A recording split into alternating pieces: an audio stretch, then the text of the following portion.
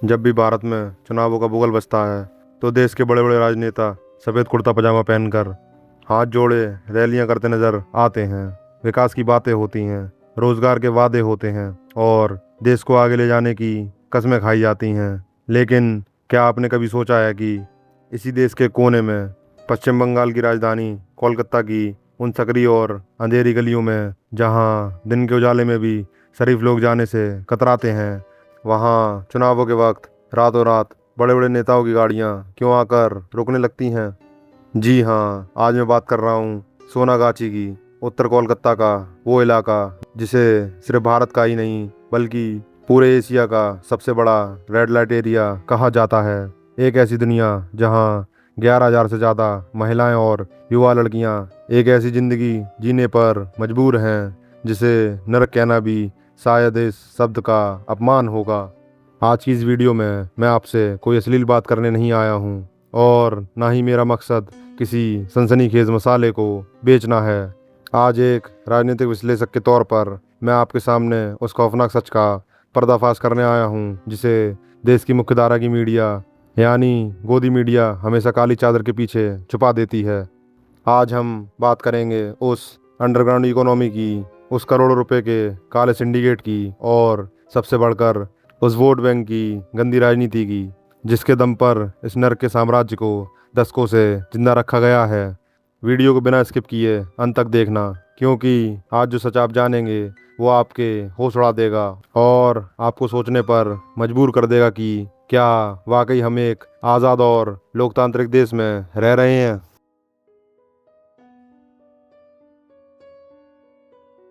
इस पूरी कहानी को समझने के लिए हमें इतिहास के पन्नों को पलटना होगा।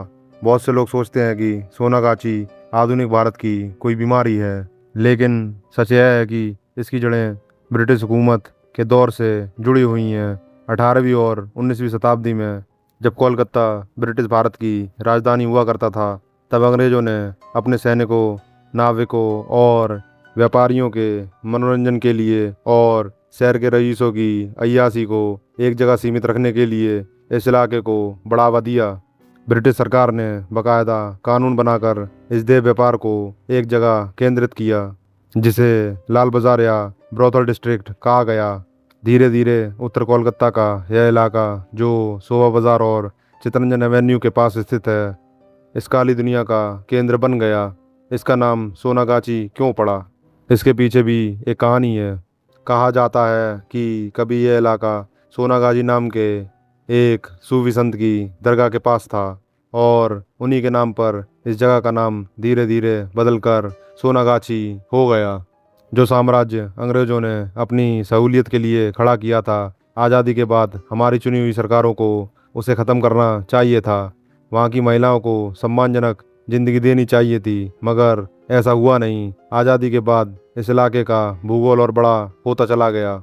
आज सोनागाछी कोई एक दो गलियां नहीं है, यह सैकड़ों बहुमंजिला इमारतों यानी कोठों का एक पूरा जाल है, जिसके भीतर छोटी छोटी कोठरियों में, जहाँ ठीक से हवा और धूप भी नहीं पहुँचती, हजारों जिंदगियाँ घुट घुट कर दम तोड़ रही हैं। लेकिन सवाल यह उठता है कि जिस देश में कानून इतना सख्त हो, जहाँ पुलिस हर छोटी बात पर डंडा चलाती हो, वहाँ कोलकाता के ठीक बीचों बीच कानून की नाक के नीचे यह साम्राज्य दशकों से फल फूल कैसे रहा है। चलिए अब इसके असली राजनीतिक चक्रव्यूह को समझते हैं।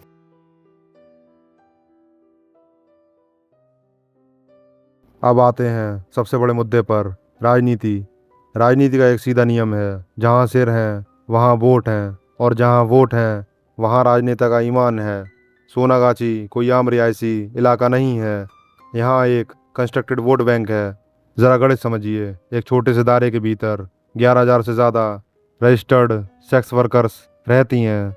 इनके अलावा वहाँ काम करने वाले दलाल, मकान मालिक, सप्लायर्स और सिक्योरिटी के नाम पर गुंडागर्दी करने वाले लोग शामिल हैं। कुल मिलाकर यह संख्या 20,000 से 25,000 वोटों के पार चली जाती है। किसी भी विधानसभा या नगर पालिका चुनाव में 20,000 से ज़्यादा एक तरफा वोट किसी भी उम्मीदवार की किस्मत को रातों रात पलट सकते हैं। और यही वजह है कि चुनाव आते ही इस नर्क के दरवाजे राजनेताओं के लिए खुल जाते हैं। पश्चिम बंगाल की राजनीति को करीब से देखने वाले जानते हैं कि यहाँ चाहे लेफ्ट का शासन रहा हो या फिर टीएमसी का दौर आया हो, किसी भी दल ने इस वोट बैंक को खोने का जोखिम नहीं उठाया।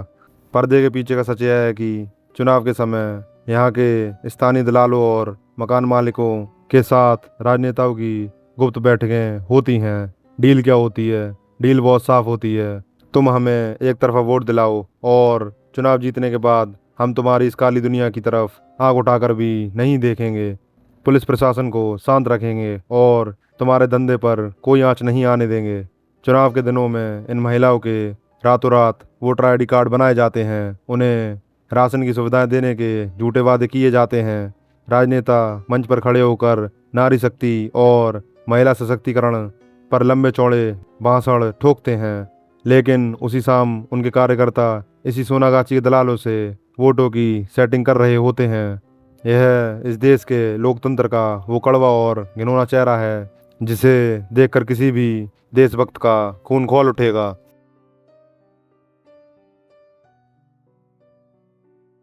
जहाँ राजनीति होती है वहाँ पैसों का आना भी तय है। सोनागाछी सिर्फ वोटों की फैक्ट्री नहीं है, यह करोड़ों रुपए की अंडरग्राउंड इकोनॉमी यानी समानांतर अर्थव्यवस्था है। एक अनुमान के मुताबिक इस इलाके में हर दिन लाखों करोड़ों रुपए का कैश ट्रांजैक्शन होता है, लेकिन इस पैसे का सबसे बड़ा हिस्सा उन लाचार महिलाओं की जेब में नहीं जाता जो अपनी ज़िंदगी दांव पर लगाती हैं। तो फिर यह पैसा जाता कहाँ है? यह पैसा जाता है उस सिंडिकेट के पास जिसमें स्थानीय दलाल, कोठा मालिक, नशे के सौदागर और कानून के रक्षक यानी पुलिस प्रशासन का एक हिस्सा शामिल होता है।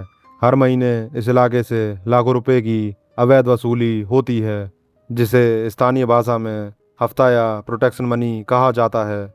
यह पैसा नीचे से लेकर ऊपर तक एक तय चैन के जरिए बढ़ता है। यही वजह है कि जब भी कभी कोई ईमानदार पुलिस अधिकारी या कोई सामाजिक संस्था इस दलदल को साफ करने की कोशिश करती है तो ऊपर से एक अदृश्य राजनीतिक फोन आता है और उस अधिकारी का ट्रांसफ़र रातों रात कर दिया जाता है। लेकिन इस आर्थिक सिंडिकेट का सबसे डार्क और खौफनाक पहलू है मानव तस्करी। भाइयों, गांव का आदमी बहुत सीधा होता है। बिहार, झारखंड, उड़ीसा और पश्चिम बंगाल के गरीब गांवों से और यहाँ तक कि पड़ोसी देश नेपाल और बांग्लादेश के बॉर्डर से मासूम और गरीब लड़कियों को शहर में नौकरी दिलाने या ब्यूटी पार्लर में काम देने के बहाने बहला फुसलाकर कोलकाता लाया जाता है। उनके माँ बाप को चंद पैसों का लालच दिया जाता है और जैसे ही वो मासूम लड़कियाँ इस चक्रव्यूह के भीतर कदम रखती हैं, उनका मोबाइल छीन लिया जाता है, उन्हें बंधक बना लिया जाता है और उनका सौदा कर दिया जाता है। शुरुआत में उन्हें डराया धमकाया जाता है, नशे की लत लगाई जाती है और उनका आत्मसम्मान इस कदर तोड़ दिया जाता है कि वो चाहकर भी इस दलदल से कभी बाहर ना निकल पाएं।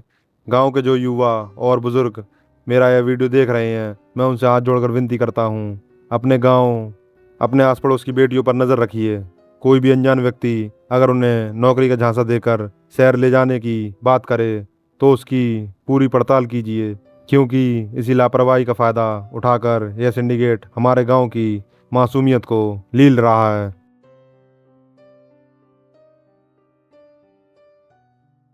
इस घने अंधेरे के बीच न्याय की एक किरण भी है जिसके बारे में बात करना बहुत ज़रूरी है।